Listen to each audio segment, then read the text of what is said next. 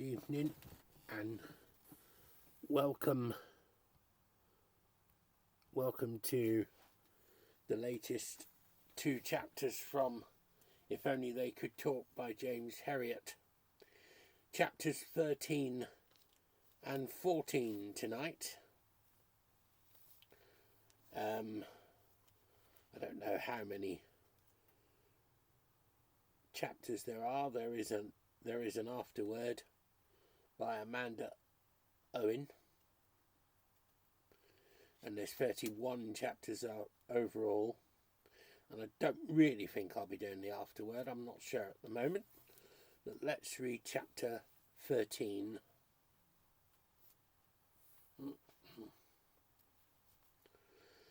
As autumn wore into winter and the high tops were streaked with the first snows, the discomforts of practice in the dales began to make themselves felt.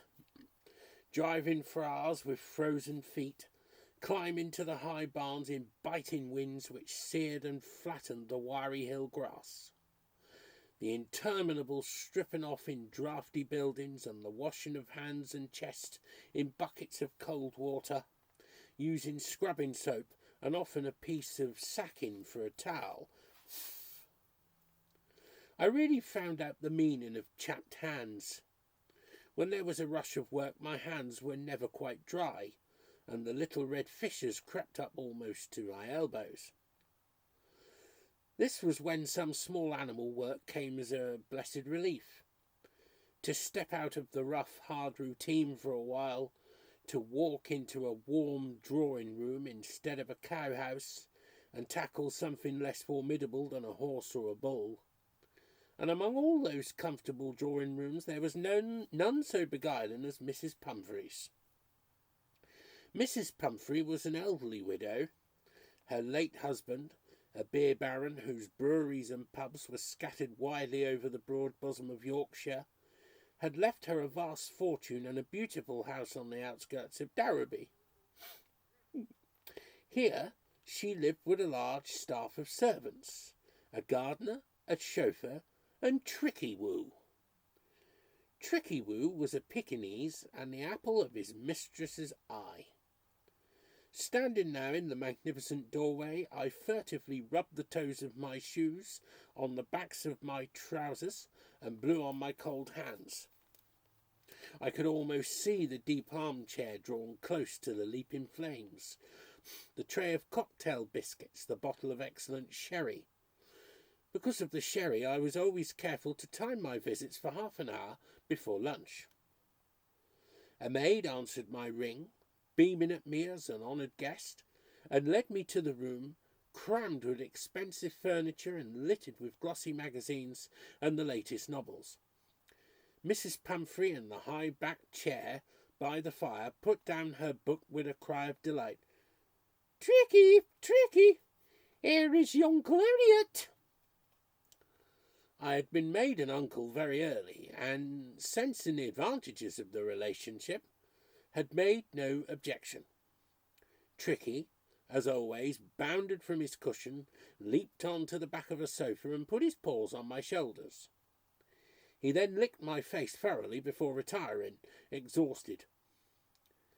He was soon exhausted because he was given roughly twice the amount of food needed for a dog of his size, and it was the wrong kind of food. "Oh, Mr. Herriot," Mrs. Pumphrey said, looking at her pet anxiously, "I'm so glad you've come. Tricky has gone flop-bot again." This ailment, not to be found in any textbook, was her way of describing the symptoms of Tricky's impacted anal glands. When the glands filled up, he showed discomfort by sitting down suddenly in mid-walk, and his mistress would rush to the phone in great agitation. "Mr. Herriot, please come, he's going flop-bot again."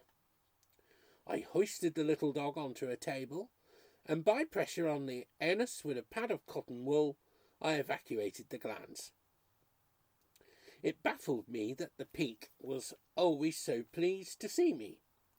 Any dog who could still like a man who grabbed him and squeezed his bottom hard every time they met had to have an incredibly forgiving nature. But Tricky never showed any resentment. In fact, he was an outstandingly equable little animal, bursting with intelligence, and I was genuinely attached to him. It was a pleasure to be his personal physician. The squeezing over, I lifted my patient from the table, noticing the increased weight, the padding of extra flesh over the ribs. You know, Mrs. Pumphrey, you're overfeeding him again. Didn't I tell you to cut out all those pieces of cake and give him more protein? Oh, yes, Mr. Herriot, Mrs. Pumphrey wailed. But what can I do? He's so tired of chicken. I shrugged. It was hopeless. I allowed the maid to lead me to the palatial bathroom, where I always performed a ritual hand-washing after the operation. It was a huge room with a fully stocked dressing table, massive green ware, and rows of glass shelves laden with toilet preparations.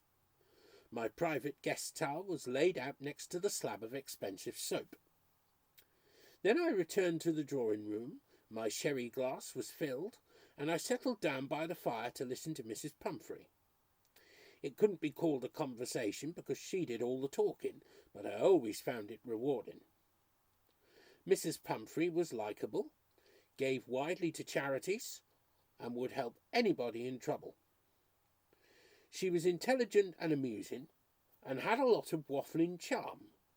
But most people have a blind spot, and hers was tricky woo. The tales she told about her darling ranged far into the realms of fantasy, and I waited eagerly for the next instalment.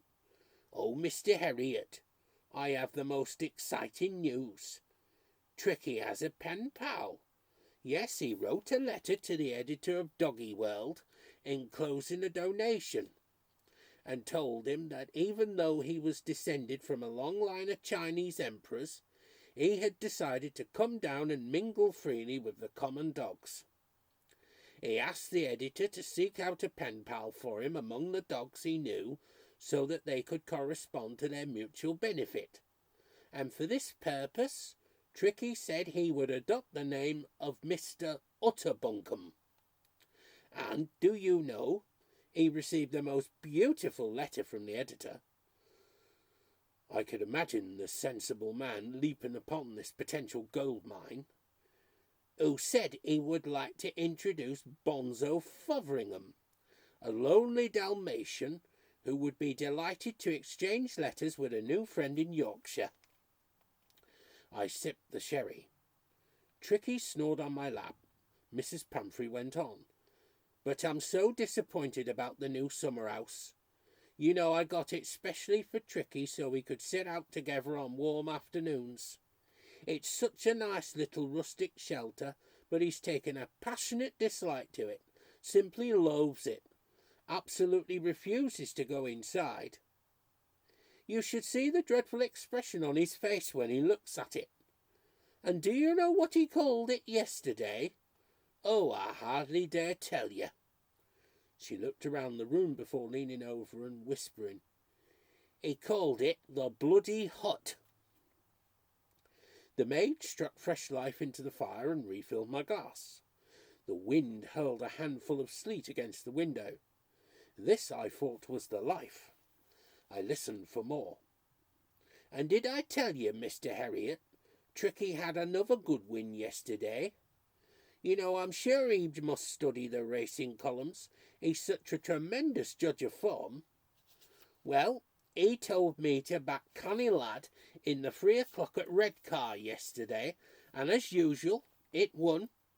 He put on a shilling each way and got back 9 shillings. These bets were always placed in the name of Tricky Woo, and I thought with compassion of the reactions of the local bookies. The Darrowby turf accountants were a harassed and fugitive body of men. A board would appear at the end of some alley, urging the population to invest with Joe Downs and enjoy perfect security. Joe would live for a few months on a knife edge, while he pitted his wits against the knowledgeable citizens, but the end was always the same. A few favourites would win in a row, and Joe would be gone in the night, taking his board with him. Once I had asked a local inhabitant about the sudden departure of one of these luckless nomads. He replied unemotionally, "Oh, we broke him." Losing a regular flow of shillings to a dog must have been a heavy cross for these unfortunate men to bear. "I had such a frightening experience last week," Mrs. Pumphrey continued. "I was sure I would have to call you out. Poor little Tricky, he went completely crack-a-dog." I mentally lined this up with flop-bot among the new canine diseases and asked for more information. "It was awful. I was terrified. The gardener was throwing rings for Tricky. You know he does this for half an hour every day." I had witnessed this spectacle several times. Hodgkin, a dour bent old Yorkshireman, who looked as though he hated all dogs, and Tricky in particular, had to go out on the lawn every day and throw little rubber rings over and over again. Tricky bounded after them and brought them back, barking madly till the process was repeated. The bitter lines on the old man's face deepened as the game progressed. His lips moved continually, but it was impossible to hear what he was saying. Mrs. Pumphrey went on. "Well, he was playing his game, and he does adore it so, when suddenly, without warning, he went crack-a-dog. He forgot all about his rings and began to run around in circles, barking and yelping in such a strange way. Then he fell over on his side and lay like a little dead thing. Do you know, Mr. Herriot, I really thought he was dead. He lay so perfectly still. And what hurt me most was that Hodgkin began to laugh. He has been with me for 24 years, and I have never even seen him smile, and yet when he looked down at that still form, he broke into a queer high-pitched cackle. It was horrid. I was just going to rush to the telephone when Tricky got up and walked away. He seemed perfectly normal."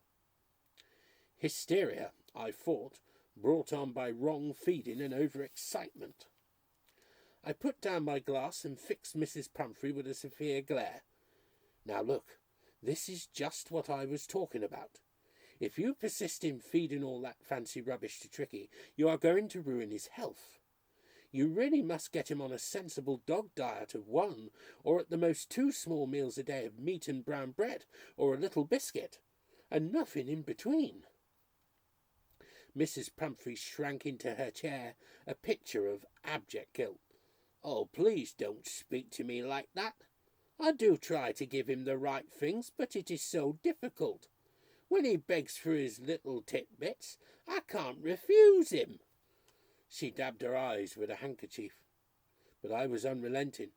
"All right, Mrs. Pumphrey, it's up to you, but I warn you that if you go on as you are doing, Tricky will go crack-a-dog more and more often." I left the cosy haven with reluctance, pausing on the gravel drive to look back at Mrs. Pumphrey, waving, and Tricky, as always, standing against the window, his wide-mouthed face apparently in the middle of a hearty laugh. Driving home, I mused on the many advantages of being Tricky's uncle. When he went to the seaside, he sent me boxes of oak-smoked kippers, and when the tomatoes ripened in his greenhouse, he sent a pound or 2 every week. Tins of tobacco arrived regularly, sometimes with a photograph carrying a loving inscription. But it was when the Christmas hamper arrived from Fortnum and Mason's that I decided that I was on to a really good thing, which should be helped along a bit. Hitherto I had merely rung up and thanked Mrs. Pumphrey for the gifts, and she had been rather cool, pointing out that it was Tricky who had sent the things, and he was the one who should be thanked. With the arrival of the hamper, it came to me blindingly that I had been guilty of a grave error of tactics. I set myself to compose a letter to Tricky. Avoiding Siegfried's sardonic eye, I thanked my doggy nephew for his Christmas gifts and for all his generosity in the past. I expressed my sincere hopes that the festive fare had not upset his delicate digestion, and suggested that if he did experience any discomfort, he should have recourse to the black powder his uncle always prescribed. A vague feeling of professional shame was easily swamped by floating visions of kippers, tomatoes, and hampers.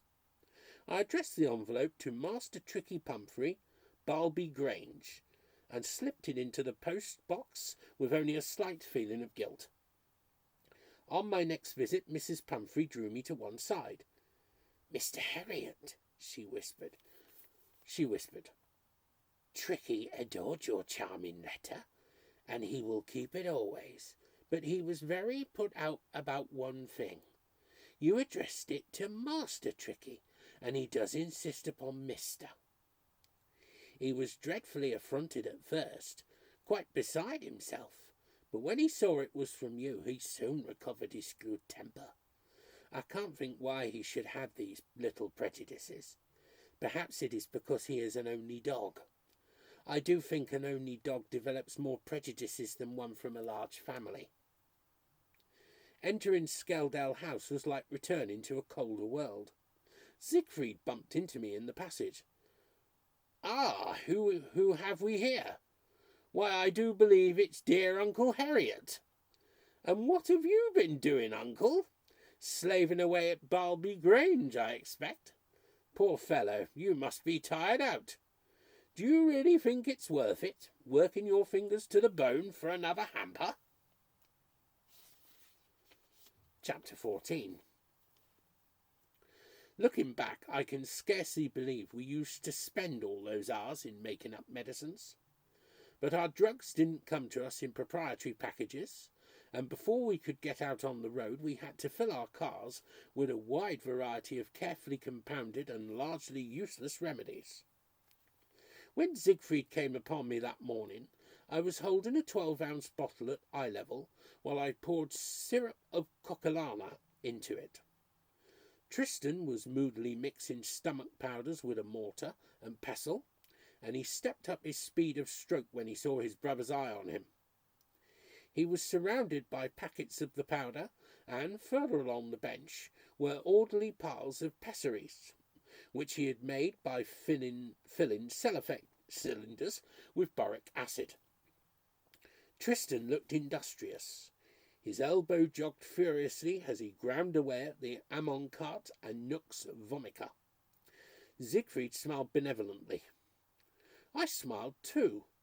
I felt the strain badly when the brothers were at variance, but I could see that this was going to be one of the happy mornings. There had been a distinct improvement in the atmosphere since Christmas, when Tristan had slipped casually back to college and, apparently without having done any work, had resat and passed his exams. And there was something else about my boss today. He seemed to glow with inner satisfaction, as though he knew for certain that something good was on the way. He came in and closed the door. "I've got a bit of good news." I screwed the cork into the bottle. "Well, don't keep us in suspense. Let's have it." Siegfried looked from one of us to the other. He was almost smirking. "You remember that bloody awful shambles when Tristan took charge of the bills?" His brother looked away and began to grind still faster, but Siegfried laid a friendly hand on his shoulder. "No, don't worry. I'm not going to ask you to do it again. In fact, you'll never have to do it again, because from now on the job will be done by an expert." He paused and cleared his throat.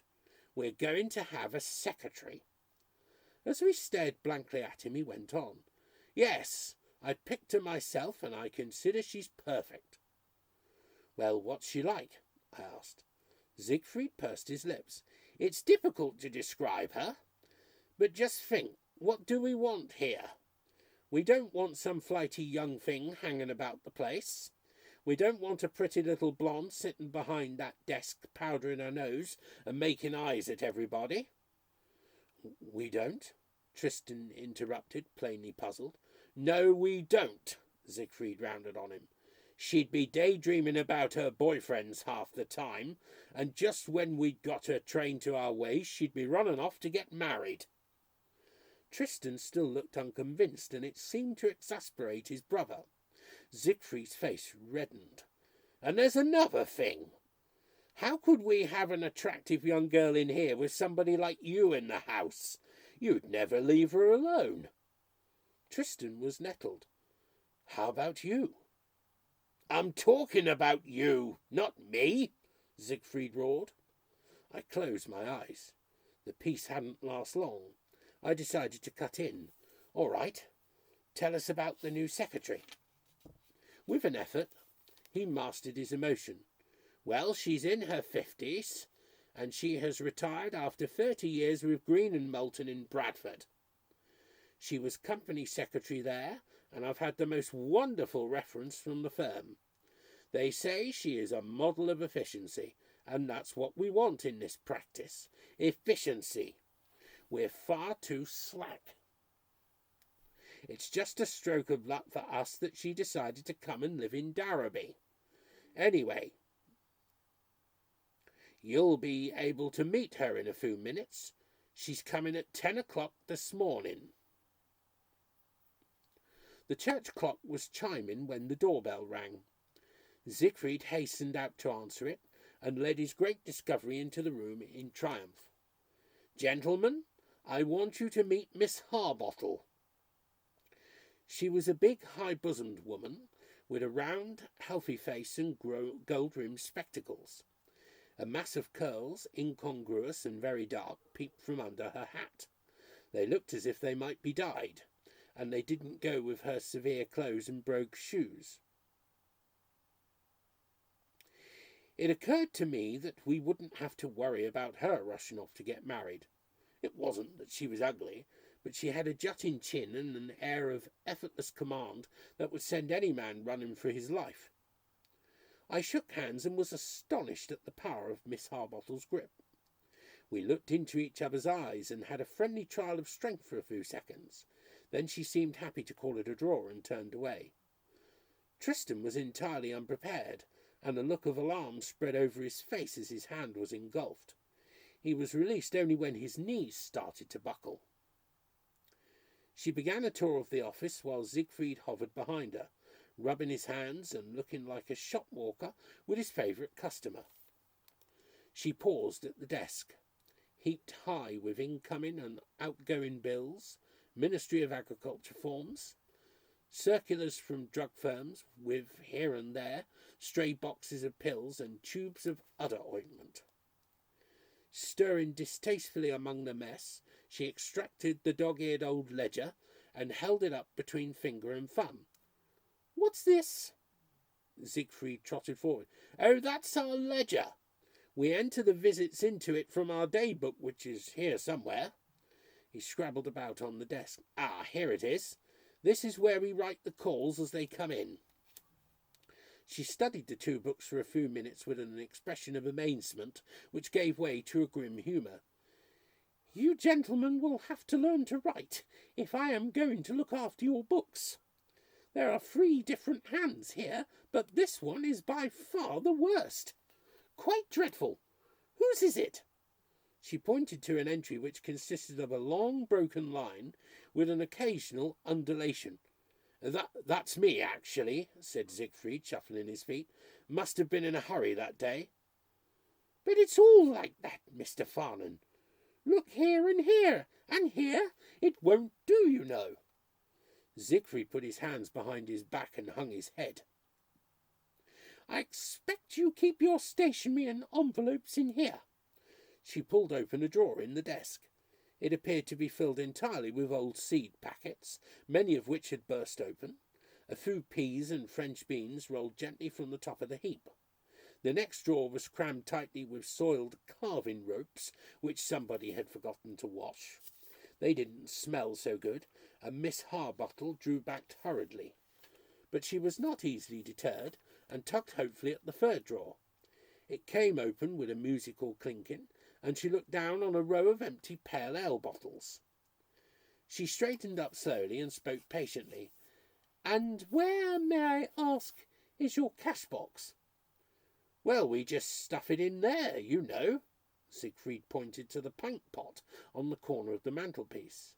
Haven't got what you'd call a proper cash box, but this does the job all right. Miss Harbottle looked at the pot with horror. You just stuff. Crumpled, cheques and notes peeped over the brim at her.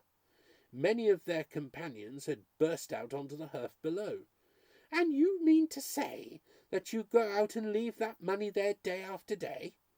"Never seems to come to any harm," Siegfried replied. "And how about your petty cash?" Siegfried gave an uneasy giggle. all in there, you know, all cash, petty and otherwise." Miss Harbottle's ruddy face had lost some of its colour. "Really, Mr. Farnham, this is too bad. I don't know how you have gone on so long like this. I simply do not know. However, I'm confident I will be able to straighten things out very soon. There is obviously nothing complicated about your business. A simple card index system would be the thing for your accounts. The other little things," she glanced back unbelievingly at the pot, "I will put right very quickly." "Fine, Miss Harbottle, fine." Siegfried was rubbing his hands harder than ever. "We'll expect you on Monday morning." 9 o'clock sharp, Mr. Farnham." After she had gone, there was a silence. Tristan had enjoyed her visit and was smiling thoughtfully, but I felt uncertain. "You know, Siegfried," I said, "maybe she is a demon of efficiency, but isn't she just a bit tough?" "Tough?" Siegfried gave a loud, rather cracked laugh. "Not a bit of it. You leave her to me. I can handle her."